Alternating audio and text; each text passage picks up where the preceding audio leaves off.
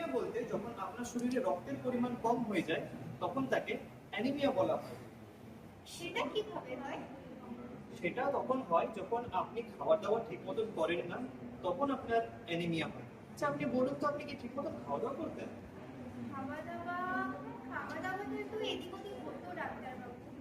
আচ্ছা, আপনি দিনে কতবার খাবার খেতেন ঠিক মতো বলুন তো আপনি? দিনে তো কাজকর্মের মধ্যে আমি আর সময় পেতাম না, ওই রাতে একবার করে খেতাম।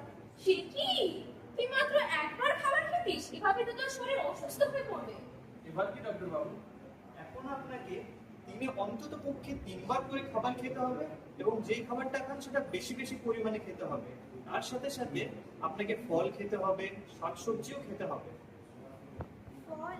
হ্যাঁ ডাক্তারবাবু, কিন্তু ফল তো খুব দামি দামি হয়। আমি তো গরিব মানুষ ডাক্তারবাবু, আমি কিভাবে এত দামি দামি ফল কিনে খাবো? এই কি বলছেন আপনি? জরুরি নয় যে আপনাকে দামি দামি বাইরের দেশের ফলগুলোই খেতে হবে। আপনি আমাদের দেশের যে ফলগুলো কম টাকায় পাওয়া যায় সেই ফলগুলো খান। আপনি পেয়ারা খান, কলা খান, কাঁচা কলা খান, সেখানে প্রচুর পরিমাণে আয়রন আছে যেগুলো আপনার শরীর ঠিক করার জন্য অত্যন্ত জরুরি। তারপরে যদি আপনি কিছু খেতে চান তখন আপনি আপেল খেতে পারেন, বেদানা খেতে পারেন। হ্যাঁ ডাক্তারবাবু, বুঝেছি।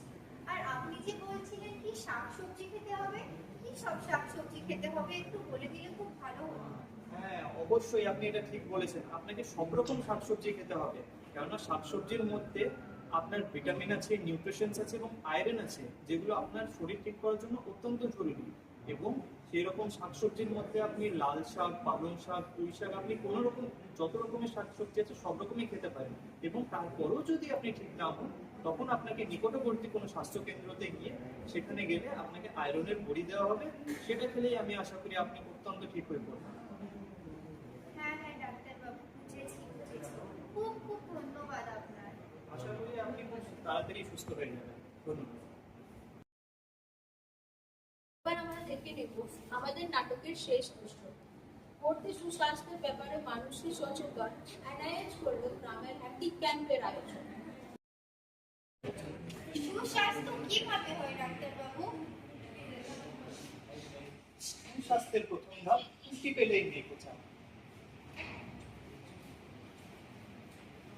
পুষ্টি কি হবে ডাক্তারবাবু? পুষ্টি হলো তাই খাবার পর দেহে যা কাজে লাগে ভাই। পুষ্টি না হলে কি হবে বাবু? মার পুষ্টি না হলে শিশু মরবে মায়ের কোলে। পুষ্টি ছাড়া গঠন শরীর, অস্থি মাংস পথ, শিক্ষা দীক্ষা নাই হবে জীবন। পুষ্টি আছে কোন খাবারে ডাক্তারবাবু? আমি শর্করা আর চর্বিতে পুষ্টি হয় ভালো, এদের ছাড়া দেহখানি কাঠ কয়লার কালো। শর্করা আর চর্বিরা তো যোগায় দেহের শক্তি, সঠিকভাবে খেলে হবে দুর্বলতার মুক্তি। মাছ, মাংস, ডিম, ডাল আমিষেতে ভরা, এদের প্রধান কাজ হলো শরীর গঠন করা।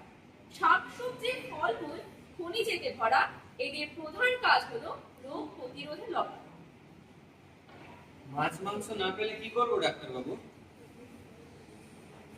মাছ মাংস আর ডিমও যদি না পাও, দুধ ডাল আর ছোলা দিয়ে তার চাহিদা মেটাও।